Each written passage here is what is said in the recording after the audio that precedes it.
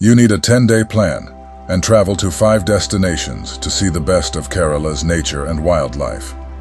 We will explore each of them and discuss. This is Pali Planet, a channel for adventure travelers, wildlife lovers, and photographers. If you enjoy nature and exploring it, please subscribe to this channel. Kerala is a small state in the south of India, situated on the western side of the Western Ghat mountain ranges. These ranges are older than the Himalayas, and the endemism of plants and animal life is very high. In this video, we'll cover places to visit for nature and wildlife, what to expect, the key birds and wildlife you should look out for, and the best time to plan your visit. We suggest you arrive in Kochi either by air, rail, or road. It is a colonial town with a lot of history. If you wish to add a few cultural and heritage destinations to your itinerary, please visit the description for another video explaining such places here. Day 1. Arrival.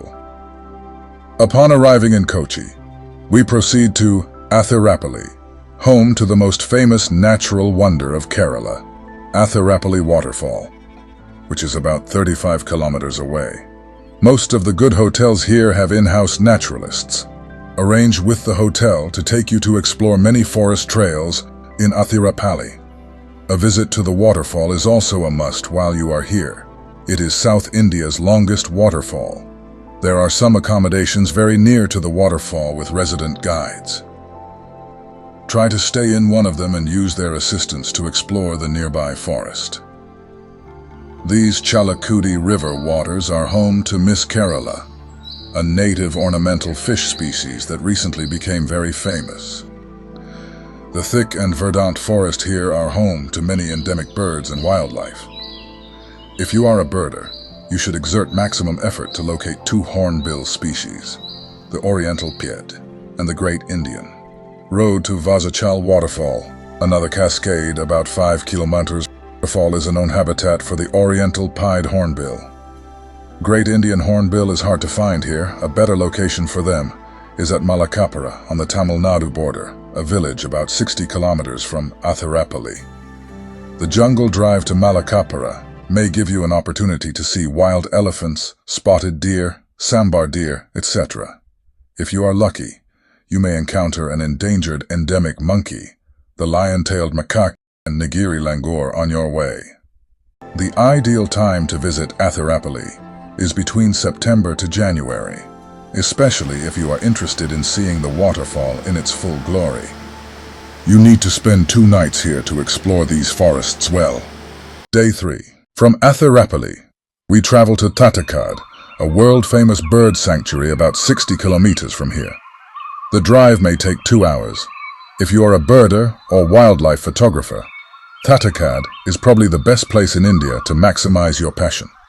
The forest around here is home to more than 300 species of birds, and at least 15 of them are Western Ghats endemics.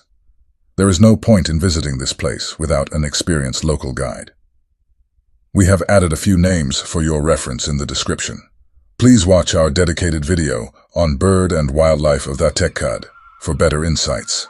Indian Pitta is a well-known winter visitor here, and Malabar Trogon, Malabar parakeet, Malabar starling, and white-bellied tree pie are among the Western Ghats endemics seen here. You can see up to 10 species of owls here. Our recent trip resulted in spotting the Oriental dwarf kingfisher and the blue-eared kingfisher. Thattekkad is a good place to see Slender Loris, one of the distinct cousins of lemurs in India. You may also encounter the giant Indian squirrel and sambar deer while you explore these forests. The best time to visit Thattekkad for birding is from January to March. This is the period of the year when you will be able to see both winter migrants and resident birds. We suggest you spend at least 2 nights here. See the description for some suggestions on ideal accommodations worth considering. Day 5. Today morning we will leave our accommodation before dawn and set off to Periyar, a famous tiger reserve in the Western Ghats. It is a long drive that can take up to 5 hours. You will be passing through tea estates, spice plantations, etc., and if you wish to examine them, you can do a quick plantation visit by taking a break. The two main activities you need to do at Periyar are: 1. Participate in the jungle walks organized by the Forest Department. We suggest the Nature Walk and the Green Walk. 2. Go for a morning boat cruise through the Periyar Lake to see wild animals. The Forest Walks. You must do one walk on the same day you arrive. Prior booking is required.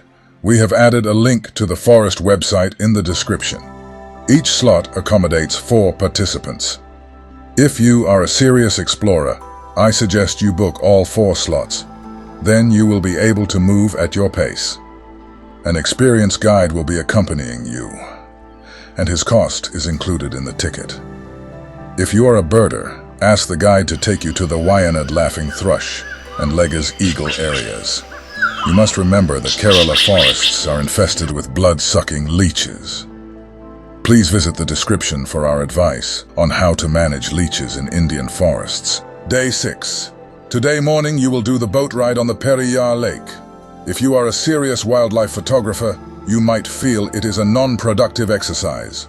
Nonetheless, there is a good chance of seeing elephants, Indian Gaur, wild dogs, sambars, etc. on the boat cruise.